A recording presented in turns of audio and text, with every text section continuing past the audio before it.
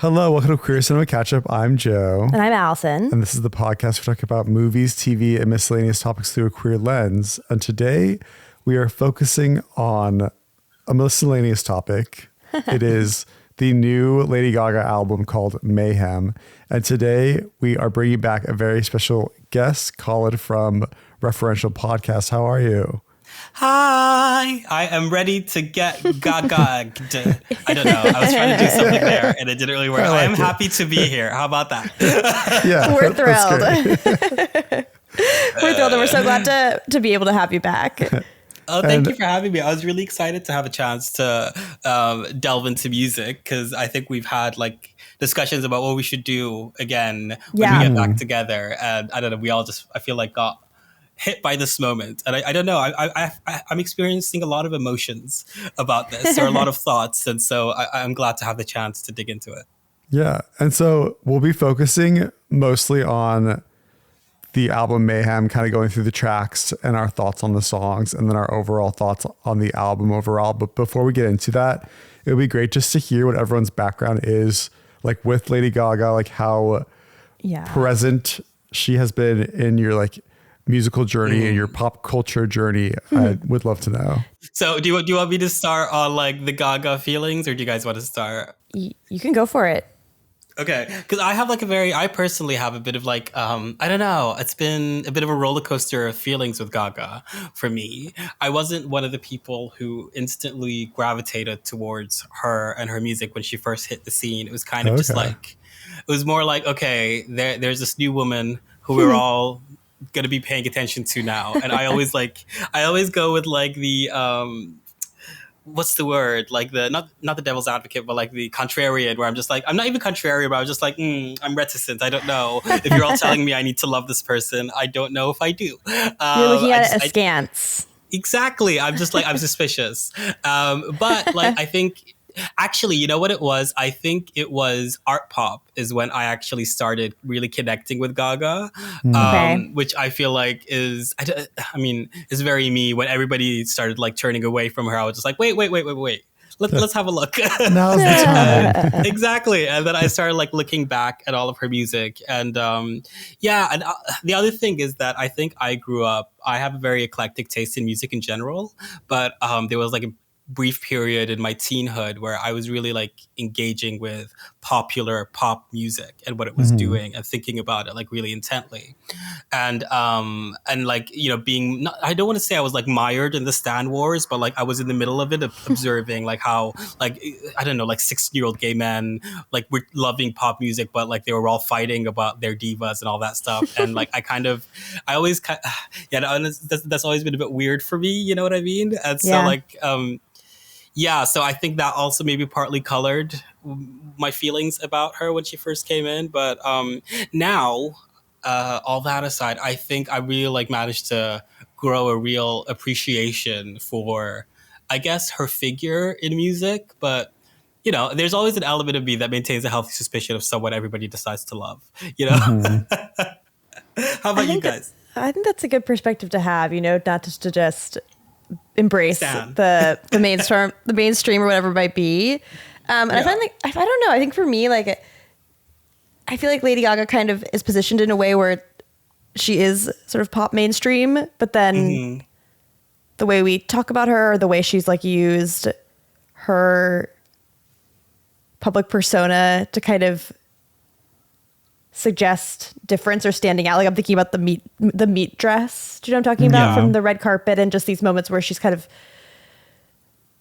stirring the pot or being an activist or however you want to just define that. Like that's kind of how I knew of her, like in the pop culture space. And because I was never very musical growing up, and I would like, you know, I went back to looked at all of her old albums to just like look through all the songs and see which ones I actually know, because I think this might be the first album I've listened to all the way through, which is kind of shameful fact to admit, or like sat down and consciously been like, I'm going to listen to the Lady Gaga album. Like I've never done that before. And yeah, the first albums, like I know many of the songs from those ones. And I think because they were just so in the zeitgeist and I was at the right age, like in high school and college. But then the newer albums, like art pop onward. I only know a few songs from it, and I just feel like, I don't know. It's like I feel like I know more about Lady Gaga like as she's been in the news or in pop culture than I do about her as a musician. So that's what I'll say for now, because I feel like maybe some of my thoughts are now influenced by what I heard in Mayhem. So you're coming from a very casual consumer perspective of Lady Gaga. Like, I know about her what everybody knows about her, which I think is kind of like that's a good perspective to have, I think, in the mix. I think so. Maybe in like hyper aware of like what she's been presenting to us kind of in her public persona. Like, I'm thinking too of like her Oscar campaign and the story she kept repeating for Born This Way, or for A Star Is Born with Bradley Cooper, and the suggestion that they were dating. Like, I was just hyper. I forget what the story was, but she kept repeating it on the there Oscar. There are 99 people in the room, but you only need one to believe in you. Exactly. So I've just been kind of aware of the narrative, and I didn't have like a negative opinion. I just was like, that's kind of where I'm coming from. Yeah. What about you, Joe? Yeah.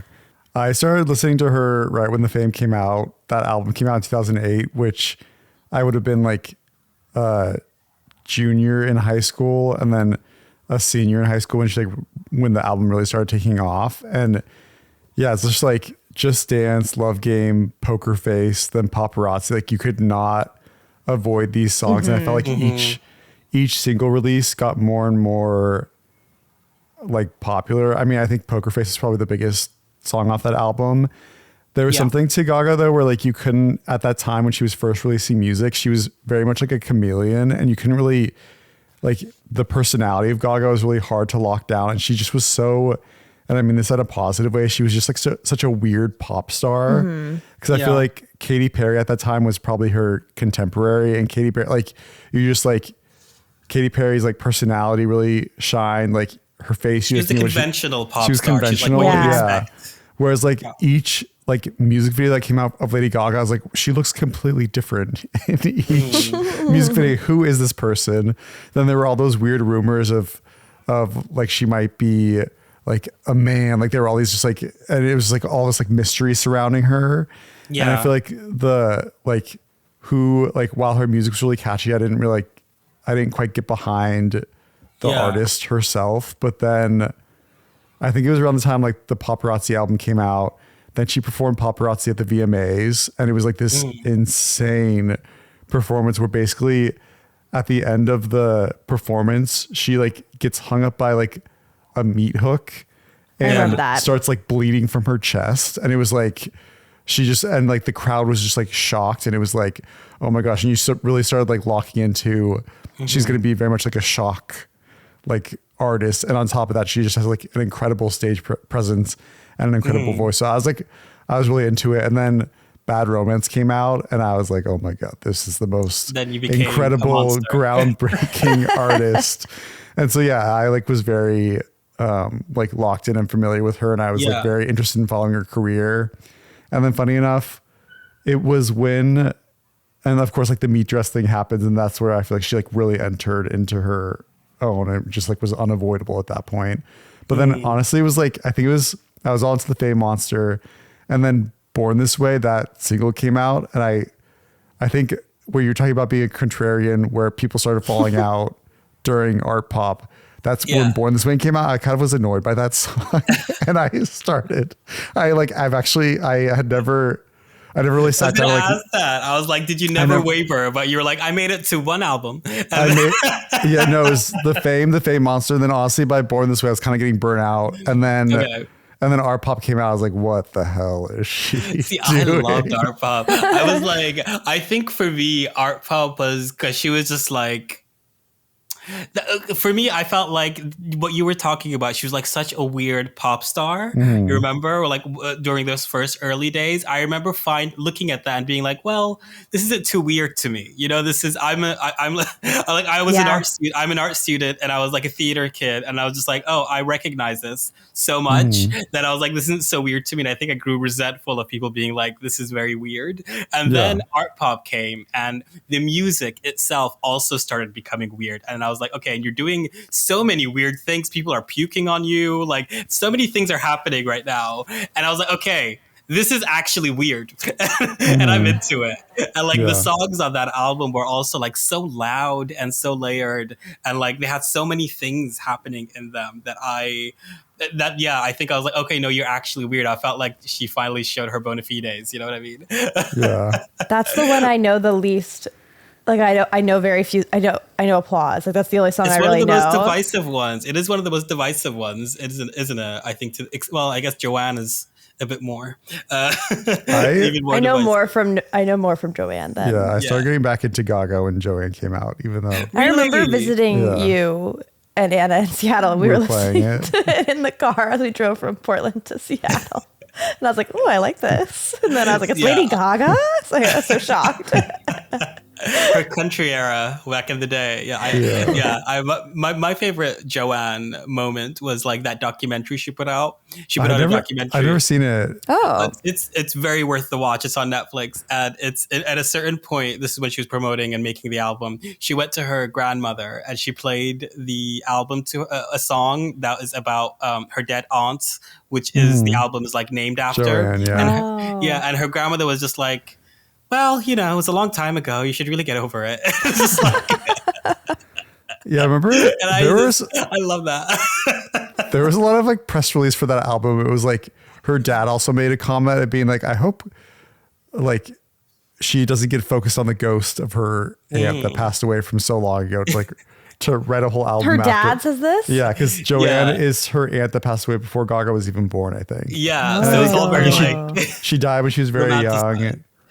Yeah, there's something about that where you're kind of taking the grief. Yeah, you're like taking... That's not maybe yours, but then also maybe it's something that hung over your family like a cloud. I don't know. So, there's something about that. No, but the thing is that whatever it is, it's camp, and I was just like, this is just all so diva that I'm into it.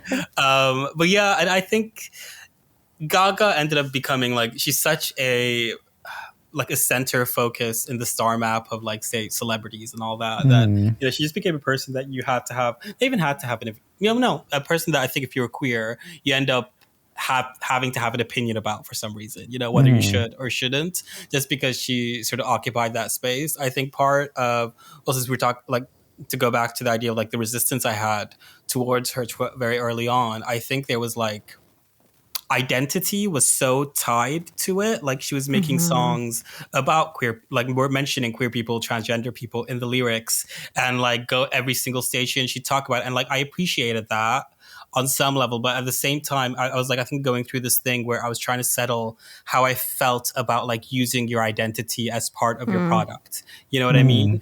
Yeah. And an identity also, like I'm not sure her sexual. I think she's bisexual. But I don't know. She is. Yeah, but see, I don't know. So like that to me, it was like I wasn't really sure what like her position was within the community to like be, so it felt like a bit. Not disingenuous. I don't want to say disingenuous, but I felt like it was, there was something about it that made me uncomfortable. But funnily enough, I think just like with more time when I saw how committed she actually was to this community, my community, and like consistently never wavered, I think that ended up like really solidifying an affection I have towards her, and really the identity stuff that I realized the stuff that I was actually feeling uncomfortable with was just like the general stan culture, cults kind of celebrity thing that is happening. Sense. And what I was like reacting to was people like claiming Little Monster as an identity, when I feel like, well, no, that you're just a fan of this person. It doesn't have to become part of who you Your are. whole life. And I was like, I think that, and I end up like, that's actually what my annoyance is with that kind of stuff. And and I think that also cleared the way for me, because I kind of reached this place where I was just like, well, I like music. I like popular music, and I like enjoying music. And this is a person who makes songs that I like. And so I don't know why I have this resistance, and I'm just sort of going to reject that and actually like approach it from a place of openness, because I feel like part of all of my feelings was probably like some unconscious bias I had towards, I don't know, my own queerness, probably like a bit of misogyny that was like playing in my mind somewhere, and my feelings that I think when I confronted that and started addressing it and dealing with it, and like rewriting those stories in my head and those beliefs in my head, I actually like entered a space where I was just like, okay, I actually can listen to this artist's work and give it an almost fair, unbiased opinion and make space for her on my iPod. You know what I mean? Yeah. Back in the day, No, iPods. I think that makes a lot of sense. And Joe, I'd be curious to ask you about my question would be for Born This Way, if there was something similar in that where it is kind of like in your, like, I'm using this identity and how conscious were you that she also had a queer identity when you were listening? I want to ask you about that, but I also want to say that one thing that struck me about Lady Gaga, like, I don't think I knew that she was bisexual until later. I don't know if I was necessarily, I was in high school very like sheltered. I don't know how like aware and very unaware of my own identity. I don't know how conscious I was of the way she was using queerness in her music, until later. But there was this interview she gave where I realized like she's a true ally no matter what her identity was, where the interviewer asked her about the conspiracy theory that she was a man, and she had this response where she was like, so what if I was? Doesn't matter. She just had like this like very, and it was, I don't know when this was, but maybe 10 years ago. And she just kind of highlighted like it wouldn't matter. Yeah. And the fact that people think this is some big, terrible thing says more about them than it does about me. And I thought that was really impressive. And after that, I felt like no matter what my feelings are on her music or like my lack of knowledge about her, I like her. Like that's a really impressive answer to me. But yeah, I would be curious to hear about your reaction to Born This Way, and if there was anything in there. Yeah, so it's so funny, Carl, that you mentioned that, like the authenticity of her connecting to queerness, like how authentic it is, and then Allison, for you to connect to maybe why I dropped out at Born This Way. And I'm like trying to look up the lyrics, but I remember I heard that song, and it was like I remember the words Chola descend or Orient. Oh. And, I was like, no matter gay, straight, or bi, like the lyrics were so on the nose, and it's like I'm gonna list out every single like group that I could possibly think of. I'm going to the glossary. And I was like, why? I was like, pick one and focus on it. Like, don't do this like cheap blanket umbrella of like every group possible in your song. So that's what like rubbed me the wrong way. But it was like still, it was catchy. But that kind of like turned me off from it, because where I thought of Gaga as like this like mysterious like dark pop singer, like all of a sudden it just like, it felt kind of like fake when she did or like that. performative. Performative. And Khalid too, you were talking about like your theater background, and I love theatrics. I love the theater. I was not necessarily a theater kid, but I think that Lady Gaga was like, her background is, before she got into music, when she got into music, she was very much is a theater kid. Yeah. And I think that made me love her more, by the way. I think eventually I was like, oh. Yeah. And I think like present day Gaga, she like much more embraces like the theater camp element of it. Yeah. And she doesn't hide that she's like, I want an Oscar. Yeah. I want to be known by everybody. It's like, okay. And so I look. Yes, that's good. And so even with my resistance to like that Born This Way song initially, like I look back and listen to that songs from that album, and I like love it much more in hindsight. And even at the time, like there were other songs like You and I and The Edge of Glory. Like I loved those songs when they came out. Same. When I heard those songs, even like whatever my feelings were, I remember I still would do the thing. I would always do this. I still do this to this day. When there's like a pop, not even pop, when there's new releases, I just go through the releases. I would listen to the full albums, and I used to do that back then. And I listened to Born This Way. I was like, Speechless, You and I, great songs. I will add those no matter whatever I feel about this woman, because those were just great songs that she did. The theatrics.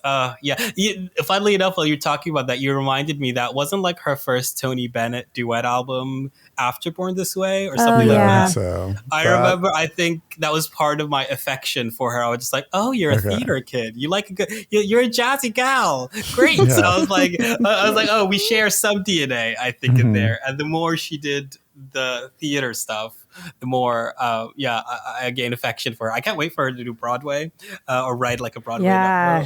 I'm surprised she hasn't. Something came out.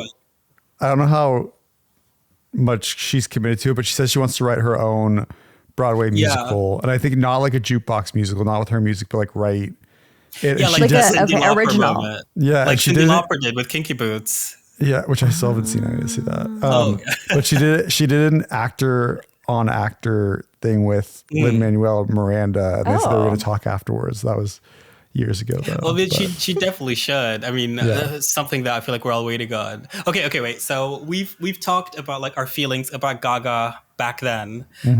Where are we today? Like before we talk about our actual general album ideas, before the album came out, what is your opinion or feelings about like where Gaga was, post Joker 2, pre Mayhem, before the album dropped, before we got Abracadabra? Where were you on the Gaga? I was back on Gaga. I was when Chromatica came out. You just love Joker 2? No, sorry. Yeah, that was a short, dark moment in her filmography that in the end I don't think will affect her that much. You didn't play the album?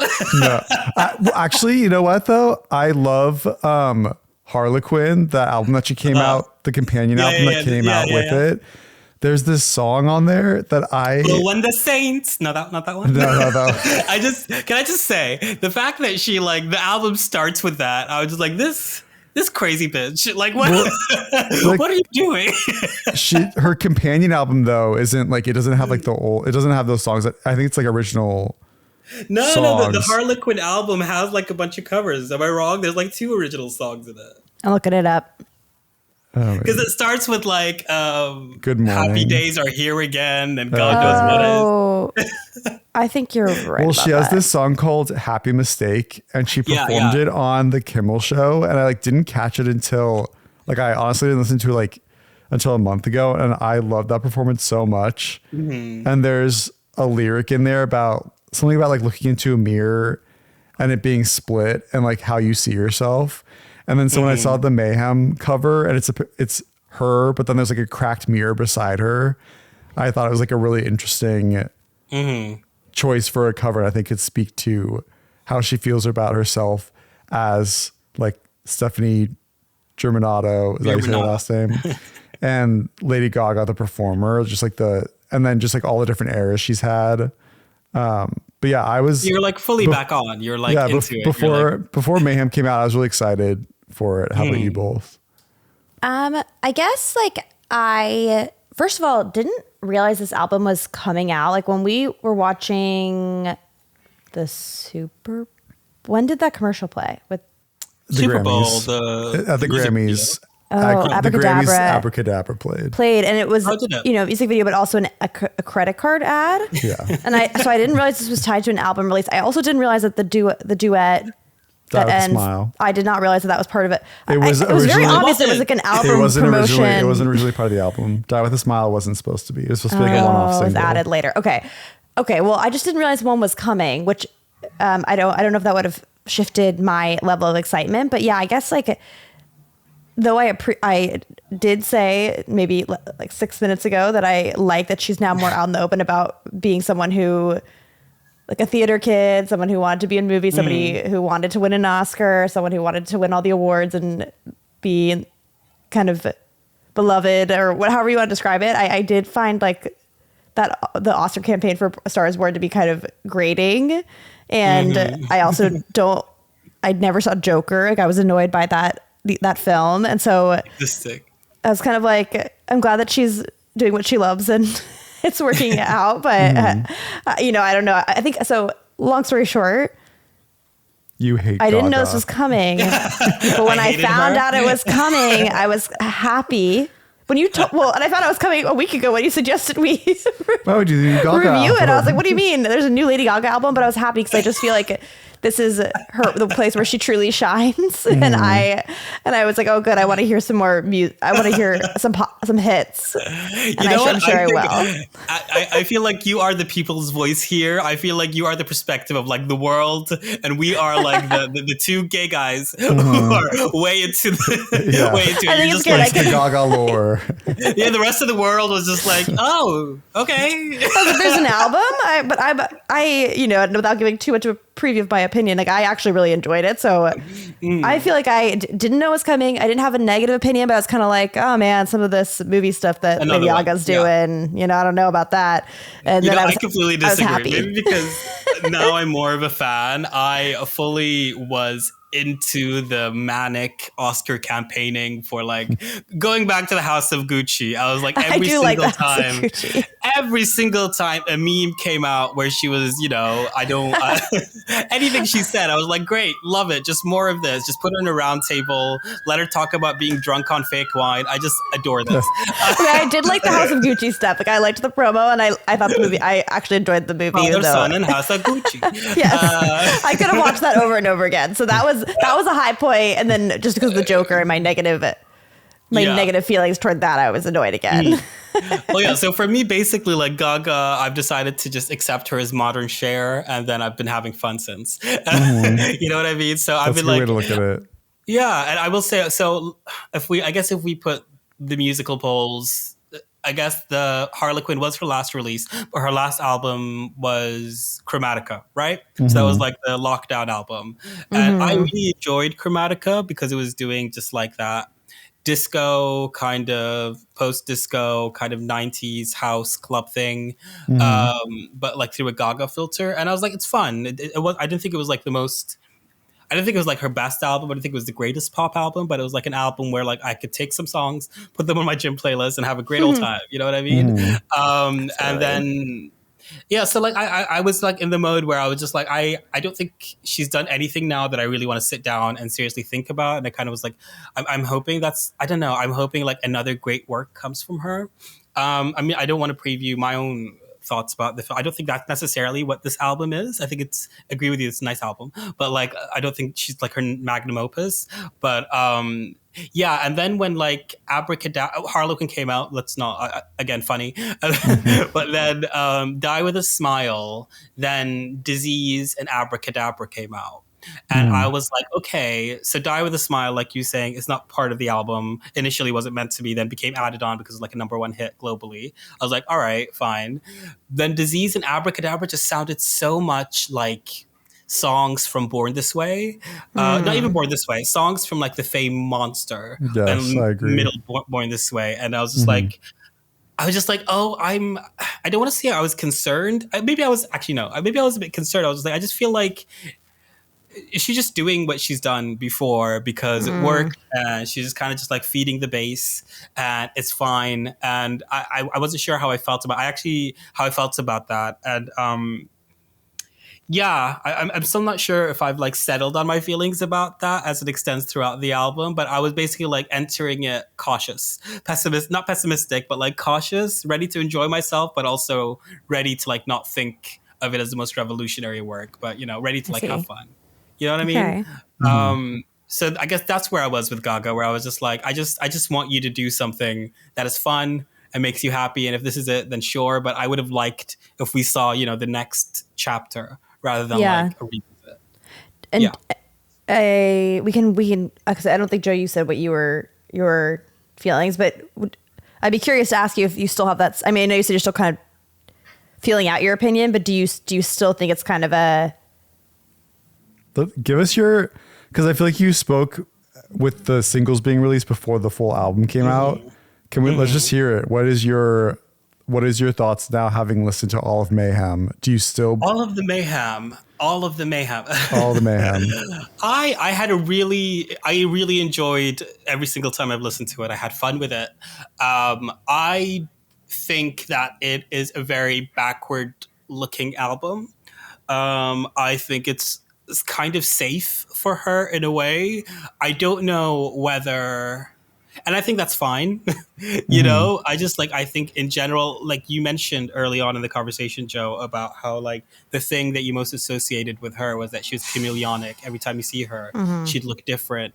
And I think even throughout those first 3 albums, I wouldn't say that the sound was different, but like the sound would change and evolve and include other things. And I think with this album, it more so, it was doing a lot of different things, but it was doing a lot of different things that she's done before. And I felt like there was a bit of an energy where it was like, well, let's just like play the classics. You know what I mean? Which is fine. Which is fine. But it just sort of makes me, honestly, it kind of makes me feel like we are about to go through an era of pop music where everything probably sounds like 2009, because I feel like, this is evidence of how, I just did a tweet about this, or a post or whatever. I was saying I think that Lady Gaga's Mayhem's look back is kind of evidence of the weird fetishistic kind of impulse of American media right now to look back at like the Obama era and how much they liked that culture and what that culture was saying it was rather than what it was. And I think I'm overthinking it, but like I think that's probably like somewhere in the mix that we're all like very much looking back, and it just makes me think about like, oh, I wonder what like the next step is, because we're just looking back. It's not anything new, so I wonder what the new will be. You know what I mean? That's where I go with it. But like on the album itself and the music itself, I really enjoy it. I enjoy a lot of the things that it's doing. Yeah, I had a good time. Well, I think it's interesting because I really enjoyed it because it's just all the songs, I mean, were really fun. And I mean, I was just kind of jamming along to each.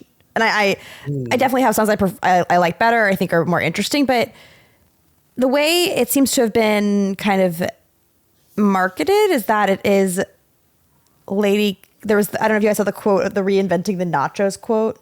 Yeah, they're my nachos. Yeah, and I agree with that when she said that she was just like, what is that? They're my nachos. Joe looked so confused. He was like, Mayhem and nachos and Gaga. I never thought here's a three together. The latest internet thing is people are saying, oh, like she stole her nachos and reheated them. Like, you know what I mean?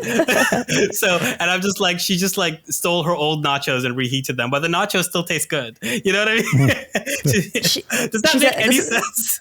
She said, sense, so much of what I did with Abracadabra was about claiming music and imagery that's my own invention, meaning the combination of those things is my own invention. And I wanted to really own that for myself. As a woman in music, we're often told that someone else made us who we are, or somehow it didn't come from us and that we were made that way. But this is who I am.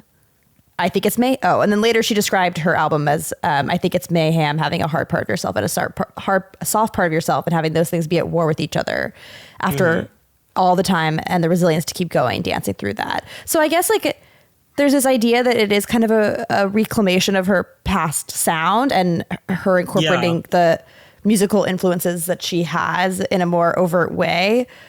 But then there's also this kind of like sense that it's a reflection on her identity as a musician and her identity as a public persona. So I think there is something that maybe is like new in it, but that is just how it's kind of marketed. Like, I don't know if I know enough about music to say. And there's also been a lot of marketing about how now she's quote unquote happy that she's in this new relationship, or they're engaged now, and how that is a component to this too, where she used to, you know, there's like an idea they're supposed to glamorize suffering through her art, and that's not what she's doing anymore.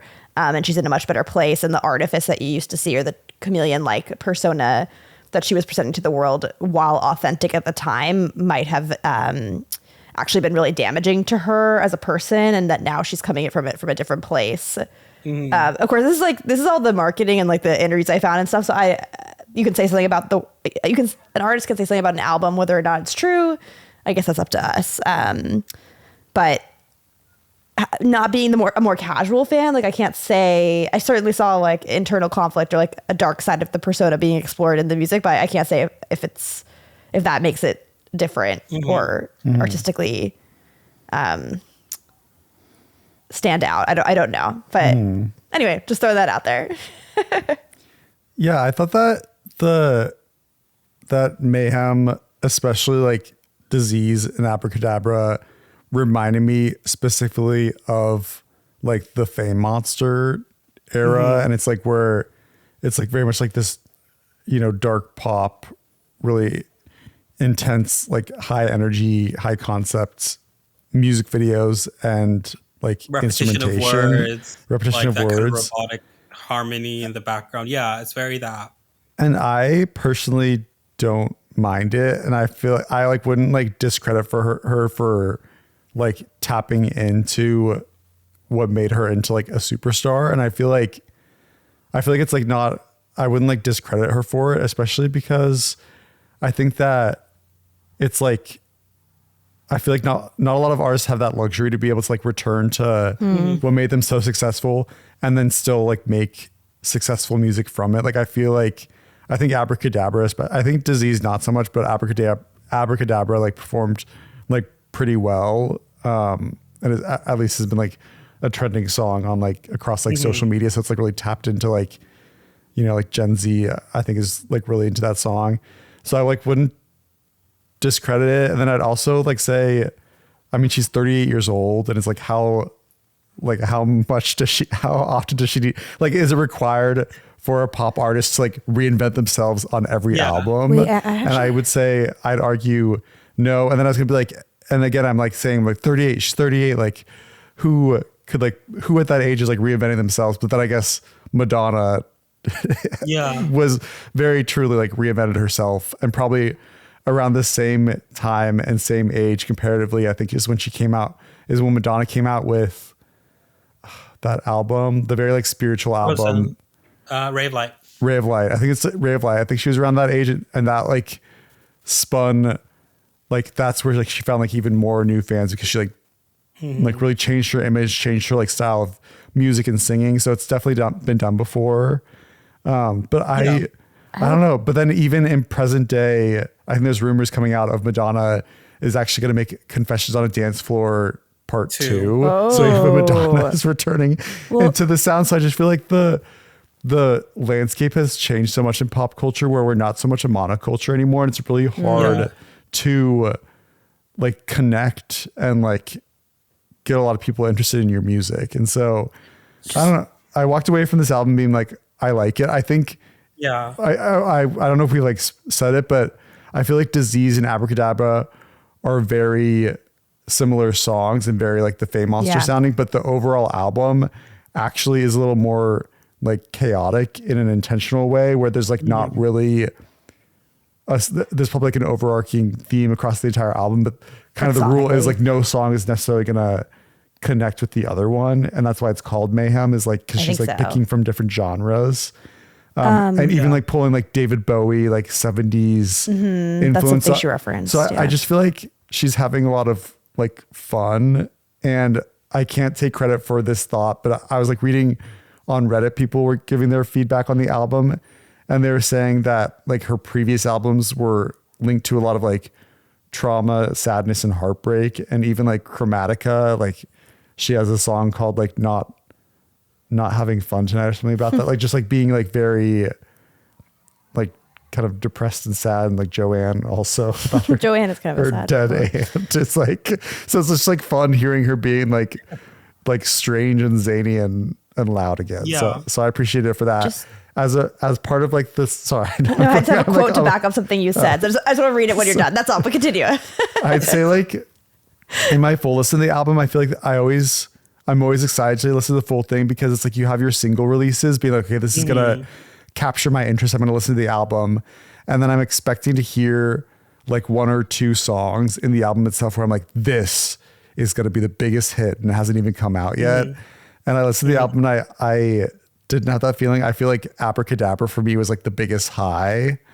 So I was kind of like disappointed. So I was a little disappointed. I think I like the songs like Garden of Eden. Yeah. And then there's that Taylor Swift sounding song. Not the bad. How bad do you want me? Yeah. So what were we going to say, Allison? Just to back up just quickly. I was like, quote, need to read the quote. And then I was like, I don't want to interrupt you, but I need to read this quote. I could see you. You were like, I was like, you said something about age. She talked about age. So she was this interviewed by the New York Times, and she said something about, you know, she is 38, like you said a couple times. And if you look at the history of pop music, there aren't a ton of people who, as they got older, don't end up becoming legacy acts or chasing trends. But are there people who forged a trail that looks comfortable to go down? Tony Bennett forged that trail, the trail that means the most to me. Tony always used to tell me, just stick with quality, kid. That made me feel so happy and safe. That if I leaned into my artistry, I didn't have to be afraid. That's a lot of what this album is for me. I just leaned into my musicianship.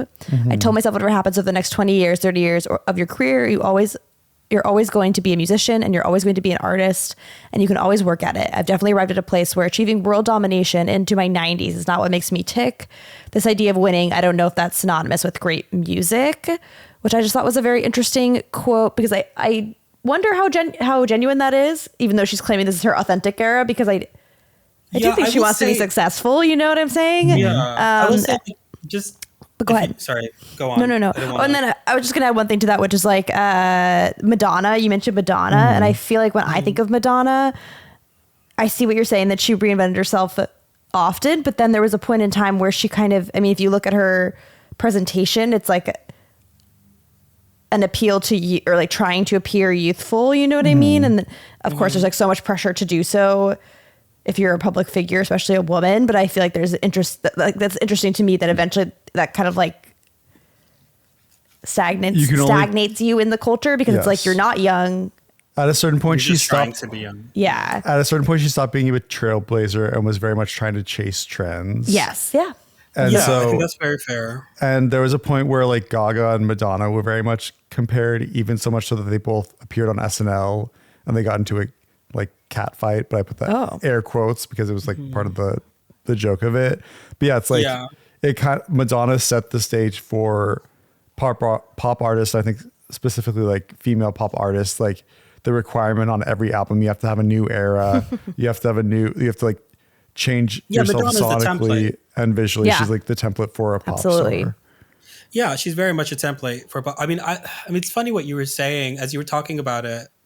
We were talking about like the idea of like evolution and like new things and like how new is this album. It did make me think of like, but also you were saying, well, like, oh, but I enjoyed it, you know, at the end of the day. And it just made me think about like, okay, so does it actually, do we need it to like be something new?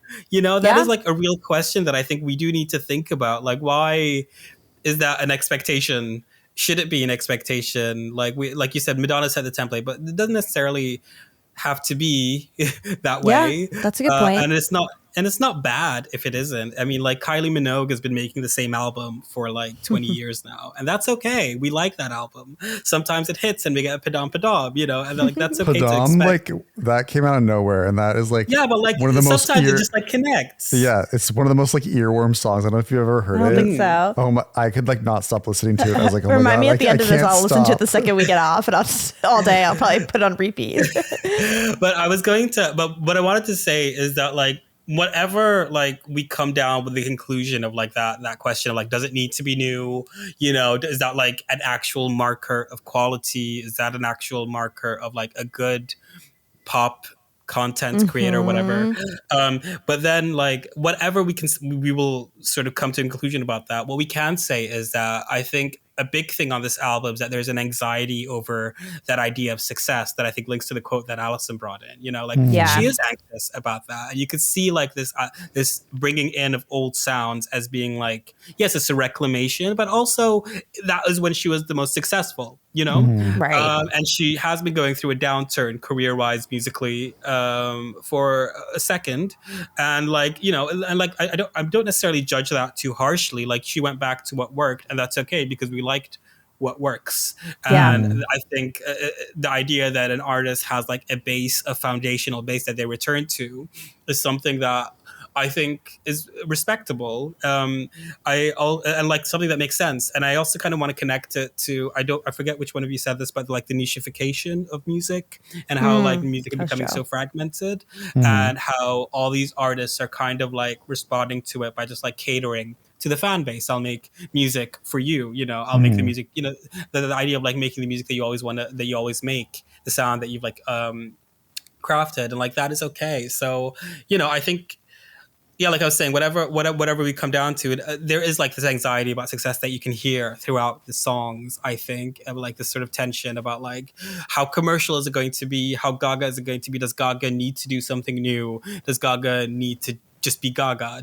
Do we all need this to sound like a dark pop Halloween pop song or not? And is that okay? You know, I think that those are things that you can almost hear through the songs, and that adds an interesting layer to it. I think a lot of, and even we did it here. We were comparing it to the Fame Monster and Born This Way. But I feel like probably the most apt comparison to this album is art pop, really. Not just for like the loudness of it. And I don't even mean like thematically, but like that kind of anxiety about her position as a pop star and the work that she's doing. And does she want to still do it? Does she feel like she owns it? she owns the style or not. I think, and like in art pop, she was kind of like, I'm going to do a bunch of different things. So to show you I could do more. Yeah. And I feel like with this album, it's more like, no, I'm going to do the thing that you first met me doing. And I'm going to show you why I'm the best to do it. And I think that's also mixed. And I feel like it's funny. It's like almost a parallel situation going on there. Yeah, just like food for thought for people to think about. Maybe art pop is the most apt comparison. It's maybe it's what is it? That's its innie. Oh, you're speaking our language, some severance terminology. I got you. I would agree. Yeah, art pop. Like I cannot sit through that album. It is such. It is. I love that album. Mary Jane Holland, Donatella. It's so loud. It's a loud ass album. We did listen to it in the car, and I did notice it was loud. You know, I was like, oh, yeah. I liked it's like so loud. Like Venus and GUY. Like I like those songs. Yeah. Then Allison, we were playing in the car, and Jewels and Drugs popped up. And it's there like are this, some awful songs. It's in like that album. this hip hop trap song, and I was like, what the hell is going on? Like it just was like demented Nelly Furtado. It's like it's awful. Wait, you literally, that is exactly what it is. That's what it is. It's a demented Nelly Furtado. That's I just watched that is you like the perfect description. I listened to that album. Gosh. Don't worry, that's not on my track list for the album. But all these things, I make my own track list, so it's fine. Yeah, but then like I said, like one of my favorites. So to compare like Mayhem to art pop, I definitely see that there. But I feel like there's, and Allison, you were speaking to that quote that Gaga gave about like wanting to make quality music, and I do feel like while there is a lot of similarity to art pop, I feel like there's much more like confidence, which I know kind of is the opposite word, because Khalid said like there's a little bit of anxiety coming out in Mayhem, but I felt I mean, anxiety doesn't have to be like unconfident. I think that like the confidence comes out of like maybe thinking a lot about that anxiety. Sorry for interrupting. Go on. No. I didn't like catch as much anxiety listening to this album, but I really just felt that I felt like there was a lot of quality in like the production of the album, and like a lot of thought that went into each song. And I like really felt a confidence in her voice. And so I liked it for that merit. And then one of my favorite songs on the album, Garden of Eden, I feel like, and that song, there's like this line where she like, I'll take you to the Garden of Eden. And that sounds like, that is like art pop. Like that's undeniable. Like, there's it's a like lot of moments. The Nelly Furtado, the demented Nelly Furtado. The Nelly Furtadification of Gaga. I really like it. And so, it's interesting. Just while we're on that, we compared it to art pop, but let's also, I think let's show this. Maybe this is a question for you, Joe. How would you compare it to Chromatica? That's tough. Because I feel like when Chromatica first came out, that like I felt like the fan base was like, this is a return, like finally Gaga's returning back to pop music. But then Mayhem came out, and I was like reading people off Reddit, people were being like, I think I already mentioned it before. Yeah, she's coming back. Mayhem is confident Gaga. Chromatica, she was so depressed and sad. I was like, what? I feel like that wasn't. I mean, also I love a good depressed dance song though. Yeah. So same. But I really I feel like Chromatica had some great like Stupid Love and Rain on Me were like some big hits, but I felt like cohesively, like the whole album itself, I didn't like listen to beginning. I have no urge to like listen to it from beginning to end, where as like Mayhem, I feel like there's some good like songs sprinkled consistently throughout the album. But yeah, I'm kind of scratching my head at that question. Like because I'd be curious to hear what your thoughts are. Like, how would you compare Chromatica to Mayhem? I mean, I feel like, I don't know. Chromatica always felt, I don't know if it's because the pandemic really affected that album, because it just felt disjointed as like a release. And it kind of, and I think she also recently came out and was talking about it, and she felt like she's proud of Chromatica, but she felt like she wasn't fully present while making it and doing it. And I feel like you can kind of hear that. It kind of, I don't think it sounds, like I think it had a different intention. Like the intention feels different. Like these songs feel like they were collected into one package, while Chromatica I feel like was collected to be like, I don't know, we're doing dance music. People like dance. Yeah. You know what I mean? Like it Yeah. felt a bit more haphazard, and maybe that's just because also when it was came out in such a Yeah. wrong time for it to come out, that it just, and she couldn't really promote it the way she might have wanted to, because I remember she had like this concept around it as well, that just she never really like explored that whole idea that like planets and all that stuff, and she like did that for one song and then she was like, never mind. Dropped it. Which Yeah. I just feel like there was a lot of exactly like dropped ideas, and like the album campaign was really cut short. And so, but I like Chromatica. I like as like a listen. There's a lot of songs that I return to it, like that I come to. They're on my playlist, that they're fun. Yeah, like I have positive feelings about Chromatica, and the ball was fun to look at. That was a fun little thing. But okay, now I feel like we've set up a foundation of our feelings on the album. Shall we like dig in a bit more deeply, track by track, on our thoughts on the song? You start us off, Allison. Oh, me? Okay. How do you feel? How do you feel about Disease and Abracadabra? I love both of these. They make me want to dance, and I love the lines. Like, I love the line from Disease. You're so tortured when you sleep, plagued with all your memories. You reach out and no one's there. Like a god without a prayer. Like, that's just a great image, you know, or a great metaphor. So I was sold. I have gravitated toward the ones that have interesting lyrics like that. Yeah. And I like, so for an Abracadabra, I love the lady in red reference, and the idea that she's making them dance or die. My favorite part of the song is like that operatic of Abracadabra, that little operatic bridge. I just gotta say, I'm so glad the pop girls are bringing back the bridge, because like we've been missing it. Yeah, I'm done with 2-minute 30-second songs. I've had enough. Listen, 3:30 with a proper bridge. Yeah. Yeah, I want to have enough time to like run to the song and then to feel transported by the bridge from point A to point B. Exactly. I think this, like, they're very solid songs. Out of the two, Abracadabra, I think, is what made me more excited for the album than Disease.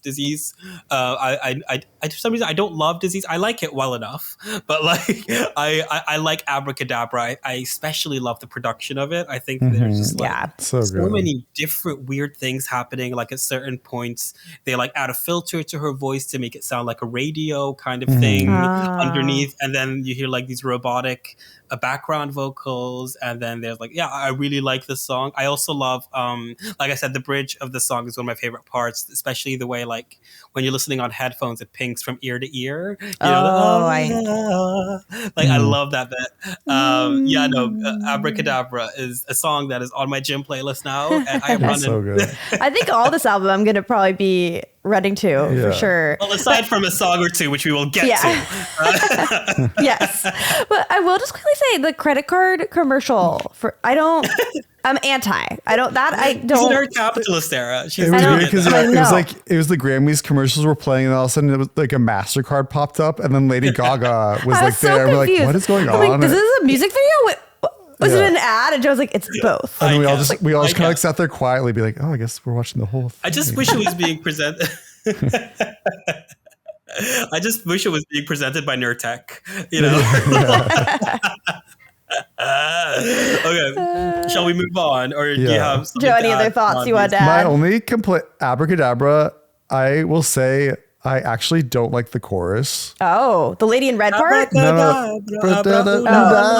was just like, that part annoys me. But then I like that part. Would you call it like the hook afterwards where it goes like Abracadabra? I'm like, I cannot, like, I can just like, I can play that on a loop for like 10 hours. So it's like almost like the chorus. Like, I don't like it itself, but I'm like excited because like I know the hook is coming, and I'm like, I cannot wait for that hook. All right, moving on. Okay, Joe, you started us off on this one, Garden of Eden. Garden your favorite. of Eden, I love it. Like I said, like why?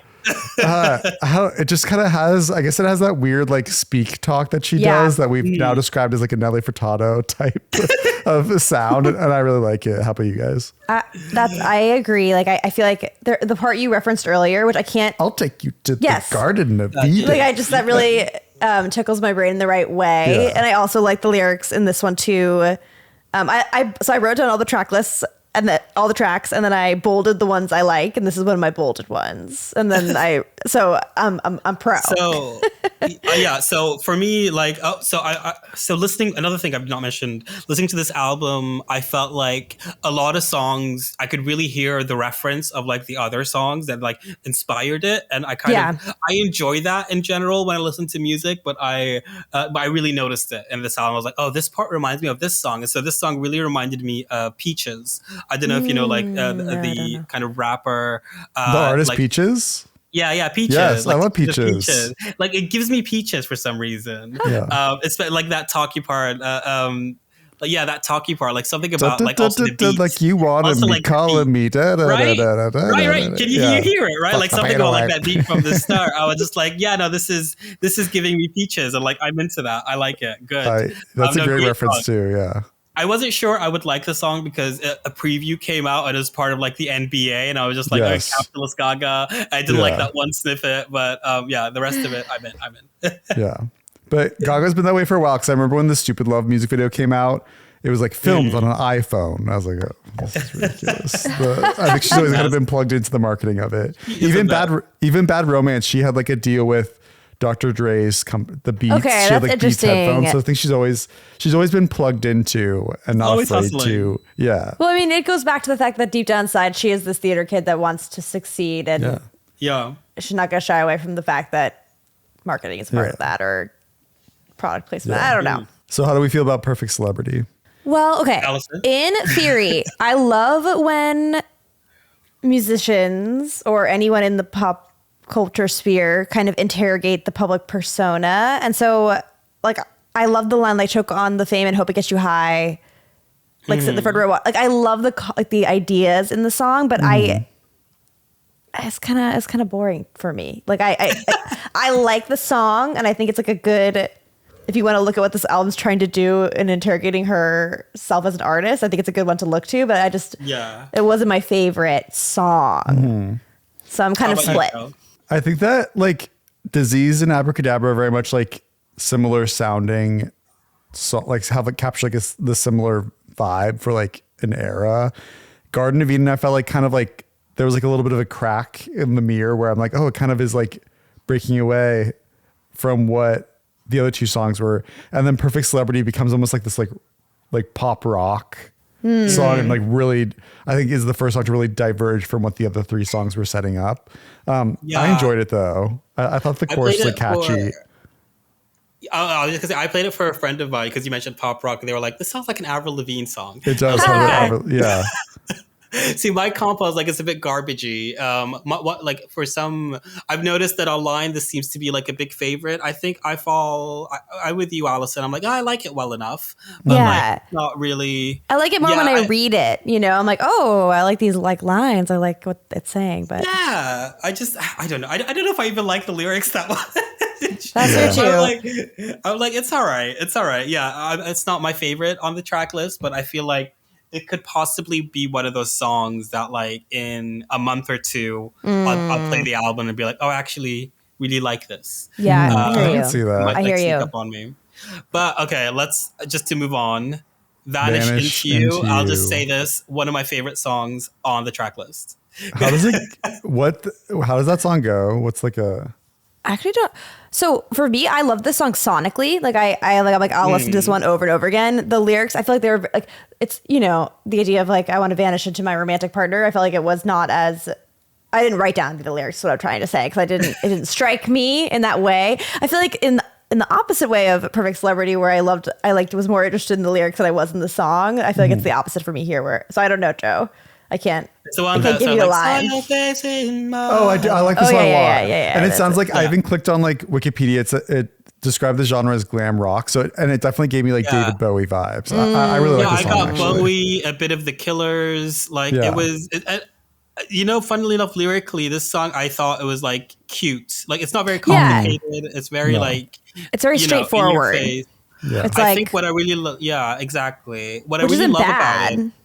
It's like very simple. It's very simple. I was just going to say that I think one thing I really love about it is because and maybe this is tied to the simplicity of lyrics, but like I think the production, the harmony, the vocal on this is really beautiful. I love like the way that they're layered. I love the way that she comes in the chorus and then goes away in the backgrounds. Yeah, I think this song is probably for me on the album Gaga sounding the best, like vocally, just point blank. I think like everything was like connecting for that. This is like one of my favorite songs. I feel like this is like the single that's going to come, right? Like it just feels like really made to be a hit, a radio. I think this is a great song, in my opinion. It's a bit The Killers, which is like a very specific kind of genre of like glam rocky kind of British-ish. It's like very that. And I like when Gaga hits more of her glam rock kind of moments, which she continues into the song Killa. Killa. Yeah. Okay. Killa. How do we feel about Killa? I'll just start by saying that I really loved the Saturday Night Live performance. I thought it's so good. Oh, I didn't watch it yet. Yeah. She did really amazing floor dancing. I wonder if that would make me feel differently. It was So good. what do you feel now? I just don't. You don't like the song? I don't not like it. It just didn't stand out for me. I'm Yeah. a killer. Yeah. It sounds like David Bowie's The Fame. I was gonna say Prince. To me, it's very Prince. Yeah. Oh yes. That is yes. Oh, that's very that. I'm pretty sure it's samples actually from that song. Oh, Maybe. Killer. No, I like this this. I was just gonna say for me on first, even like second, third, fourth, I was just like, I really like the instrumental of this song. I think the instrumental is so. It sounds like Challengers. You know the Challengers soundtrack. It's very like that. It's very fast. There's like a throbbing thing. I really enjoyed it. I appreciate her doing like Bowie meets Prince and all of that. I just don't particularly like anything she's doing on the song. I can see that. Melodically, I don't love. Lyrically, I kind of find it a bit like kindergarten-y, but like I don't find it very well written. I just really love the instrumental, and I want that on my track I'd list. agree with that, and I feel like this is the perfect segue. You speak of kindergarten-y lyricism. How do we feel about the song "Zombie Boy"? I mean, classic, right? Hit. It's a hit. It's a hit. I feel like it's the most like it's very like silly, but like intentionally silly. I crack up when I hear this song. I have a question for you. When you were in the car and you were singing or humming and singing, and were you trying to see if I knew? Because it's got the Hollerback Boy, right? Like, does it? You hear the Gwen Stefani? I heard it sounds like that to me. I hear the Gwen Stefani aspect. Yeah, I hear the. I think I'm having a fever dream. I think like you were singing that to me, and I thought you were talking about Gwen Stefani, so I was like, I know what you're singing, and then I heard the song. And I was like, did I do that? I did Joe that in the car. testing me? Oh, I wasn't testing you, but I think I was like literally like connecting it, and then I was like performing it out loud. And I was like, yeah, Gwen Stefani. And then later I was like, wait, we are doing Mayhem, and this song sounds like that song. Were you actually singing a Lady Gaga song? I didn't have strong feelings about Zombie Boy. It's a fun disco song, but yeah. I like it. It's like a post-disco, deconstructed, kind of really messy. I really enjoy this. Like this is this is just like my vibe. This is like fabulous. I love it. I want to wear a fur coat. I want to like walk up on a horse. It's very you want to wear it like a coat. As in, as in the killer skin suit. Killer.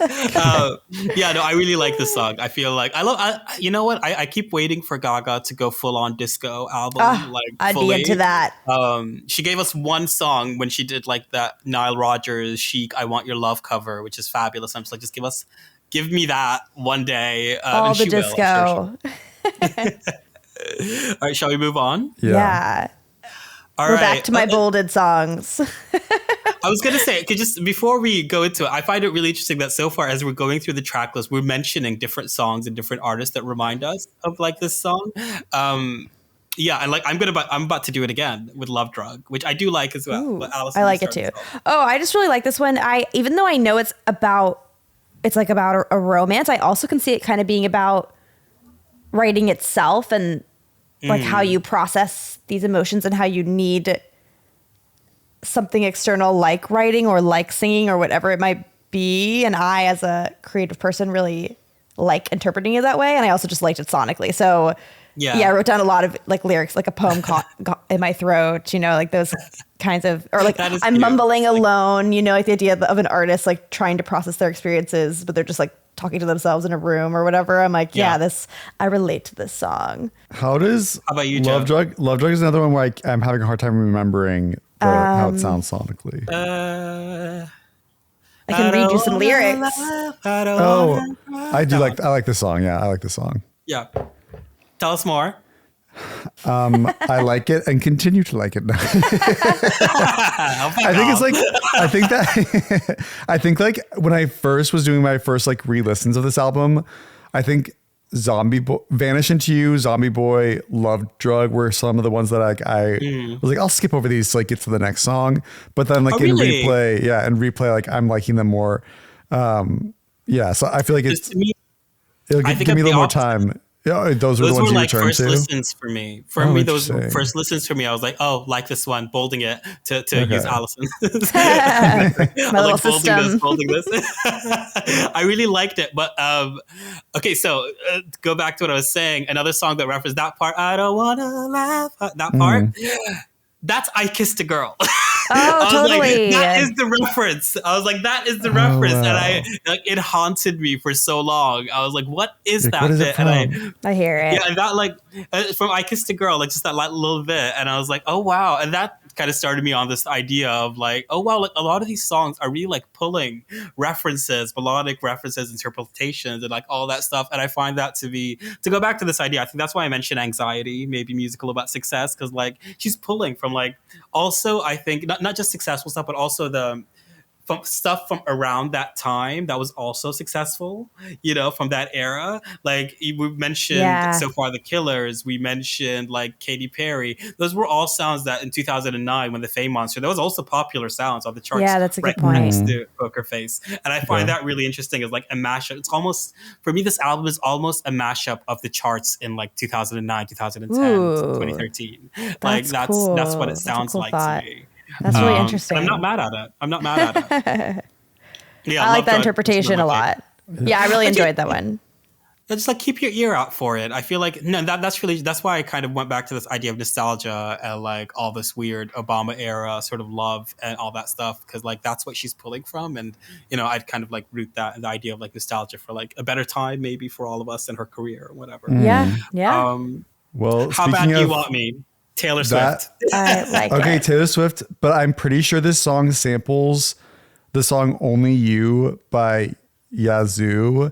And yes, it's the song from 1982. I like, because I was like, it sounds like Taylor Swift. It definitely has like that synth. Like I definitely like identified that. Even like the way she sings sounds like Swift-esque. Taylor. But I'm pretty sure the synth is like a sample from that song. And I love Only You.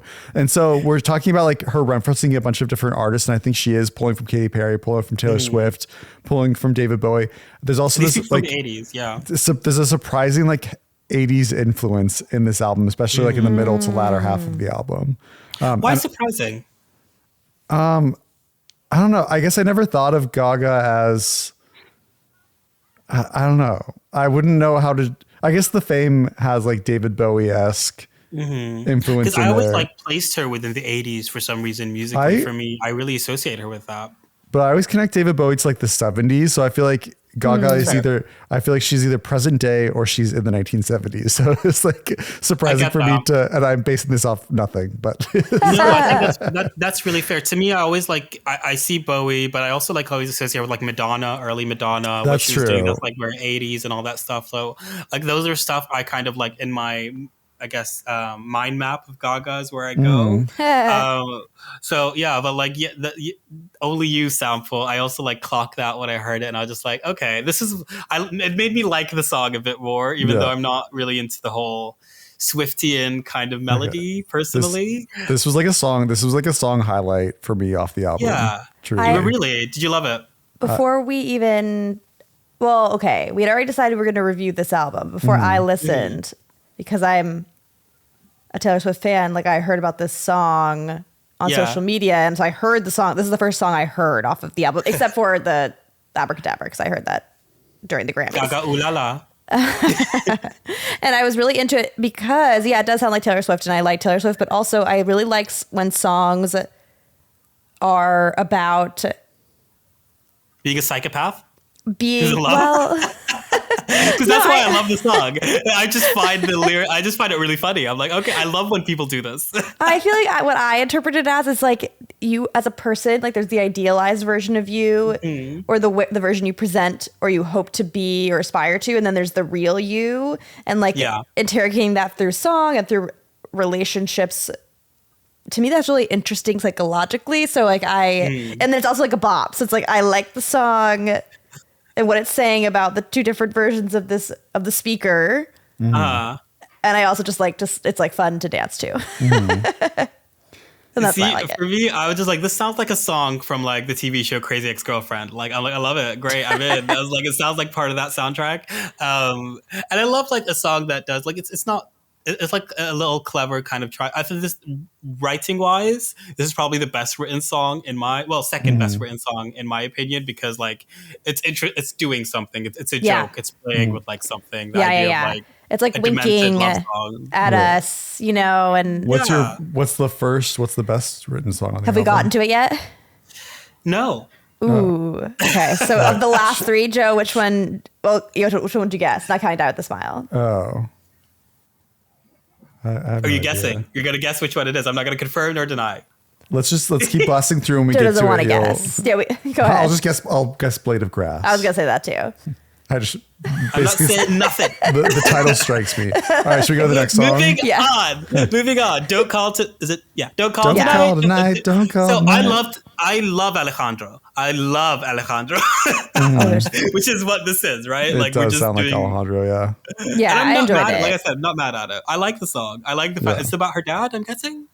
Oh, yeah, that makes a lot of sense. Wow, I wrote down the lyric, and the minute I get weak at the girl staring back at me, they're your eyes, they're your eyes. I was like, oh, what does this mean? But that would make sense if it was a parental figure that she was thinking of. I feel like, because I think her father had like a lung cancer thing. I don't know if I read that somewhere. So I feel like something about that made me think it's about her dad. Yeah, that makes sense. And I feel like there's a lyric there about something that made me think of that. But I like the song. I feel like I don't have many thoughts about this song though, aside from like, Same.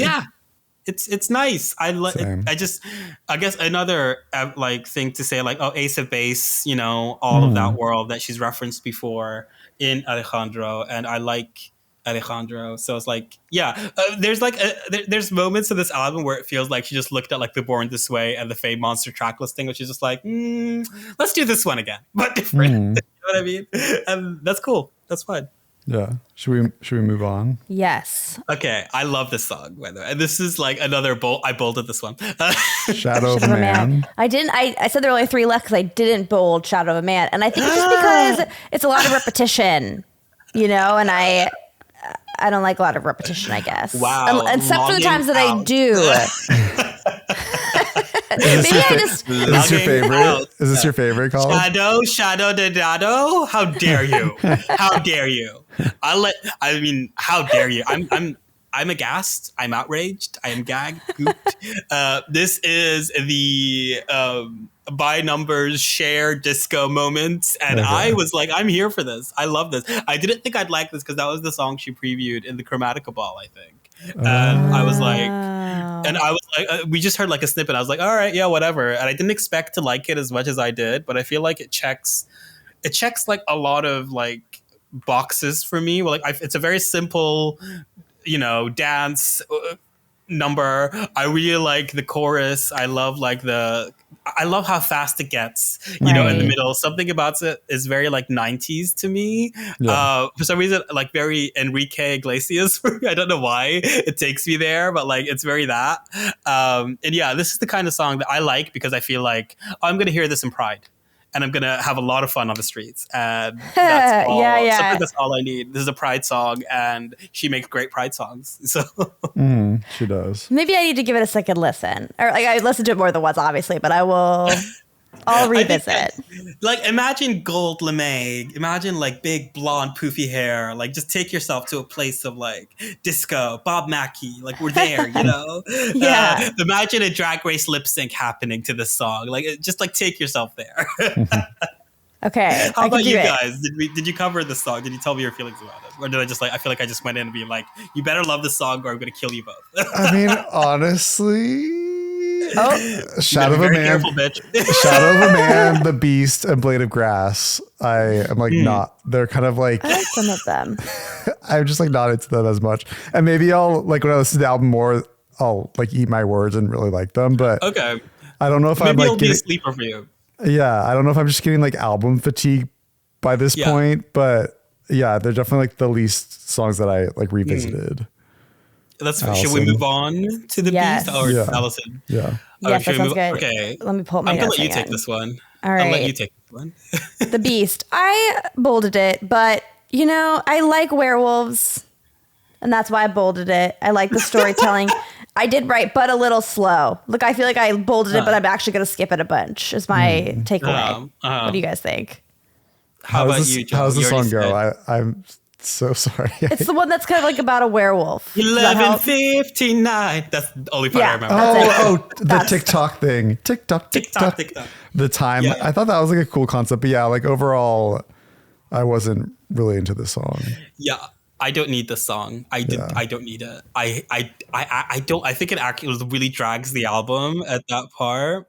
Yeah, like I said, like Shadow of Man, The Beast, and Blade of Grass. I just kind of probably The Beast is like my least favorite Yeah, on the album. it's my. I dislike the song the most. I don't. I think I actively dislike it. I think it's badly written. I hate the writing in this song. I just find it a bit like. Yeah. Yeah, it's a bit whatever. I think vocally she sounds really nice.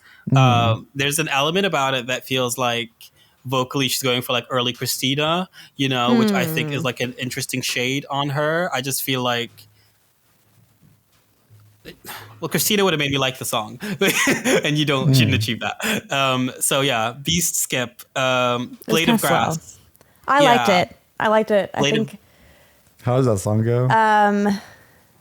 it's kind of slower, and it's like Blade of Grass. I'll marry you with a. Yeah. It's like a marriage song or like an engagement song. Okay. I love this song. To me, this is the second best written song, I think, also, or maybe best written song on the album. I think lyrically, it's just really well written. I really like the idea. It feels really small and personal, but there's also something about this song, if we're going back to the idea of reference. Oh, just to go back to The Beast 1 second, that sounds also like a weird Lana Del Rey song, and I don't love that I can see it. on Gaga. But Blade of Grass, I just find it, like, it has like this sort of Beatlesy kind, no, Elton Johnny, I think probably. Yeah. more. Yeah. Absolutely. Yes. Yeah, like a slightly also like golden slumber kind of like sound to it in the chorus, which I think I is just hear like it. really beautiful. And I don't know, like that song, like the first time I heard it, like by the second chorus, I was singing along to it. And like when you get me that, I'm like when I start singing the song, yeah, no, I think this is probably her best written ballad in a while. Maybe her best written ballad on like an album, because she always has one in general. From my opinion, I really like this.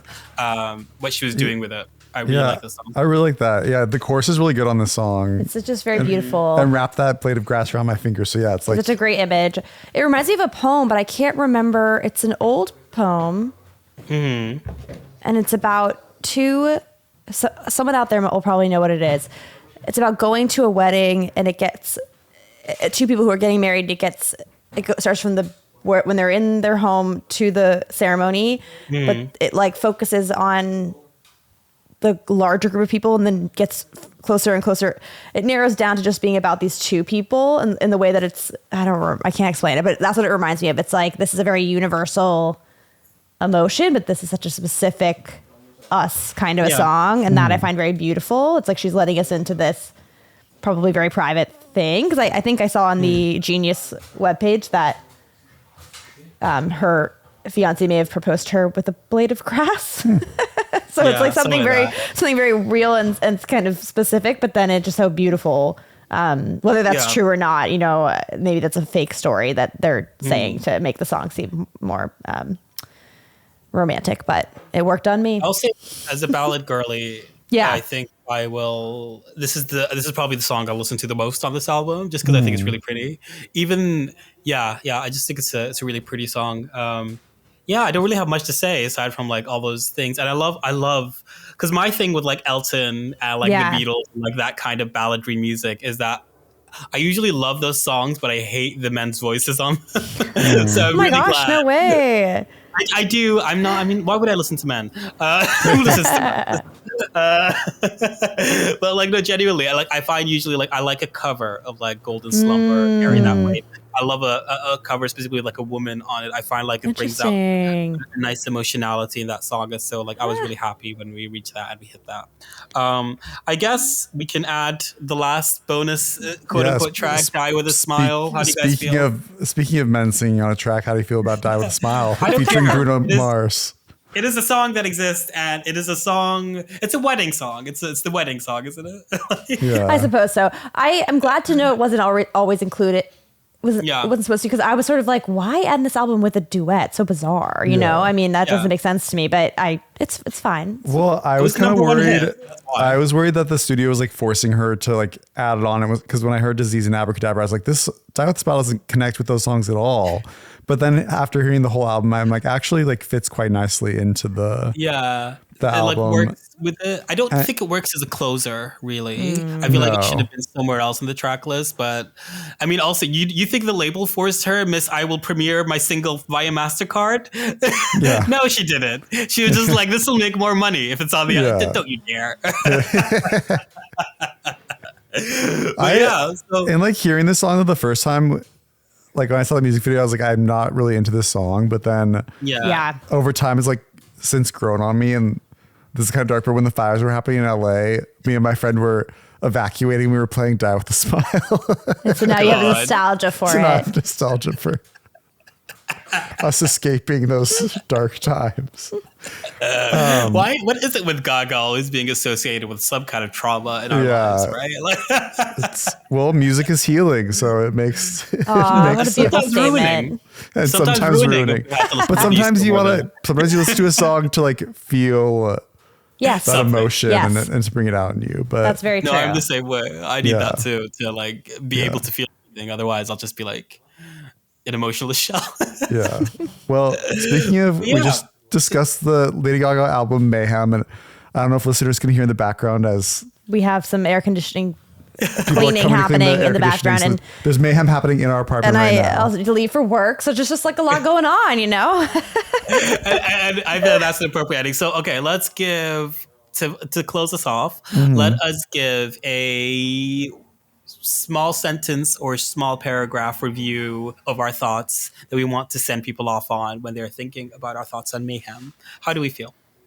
I feel that if you are someone who isn't, you know, of Lady Gaga, you're aware of her because she is very much a part of our culture, but you're not someone who has heard every song and you're more of a casual listener like I am, I think you'll probably like this album because it brings the best of Gaga, the parts that you remember when you were younger, if you're someone of my age, and you heard the hits, or if you're, if you're younger than I am, then I think it would be a good kind of intro to her if you're unfamiliar. And that's my thoughts. Yeah. A pro. I think I would say it's a quality production with some definite career highlights. And it makes me confident that Gaga hasn't lost what made her so unique in the industry. And it makes me excited to see where she continues to go in her discography. Yeah. That was good. What about you, Khalid? Yeah, I think for me, it's a fun album. It's a great album. And I think I agree with you. It makes me excited for like what's the next move in pop music is going to be.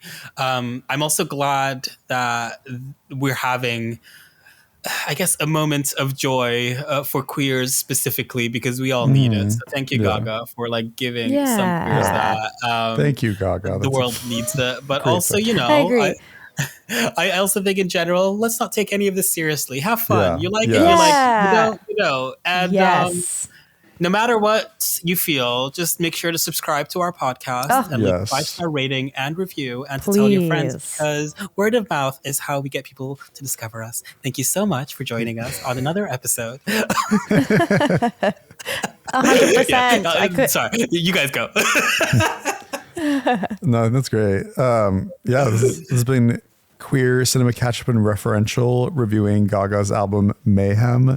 Please subscribe, listen, comment, do whatever you do on all the social media platforms. Yes, and Khalid, thank you so much for coming on. Thank you for coming back. Thank you guys for having me. Always a pleasure. Let's do it again. We've done a movie now. We've done a music thing. We have to do a TV show next, right? I think so. Yes. All right. The trifecta. We must noodle. We'll email. We'll discuss. I'll have my people speak to your people. All right, guys. Bye. Bye.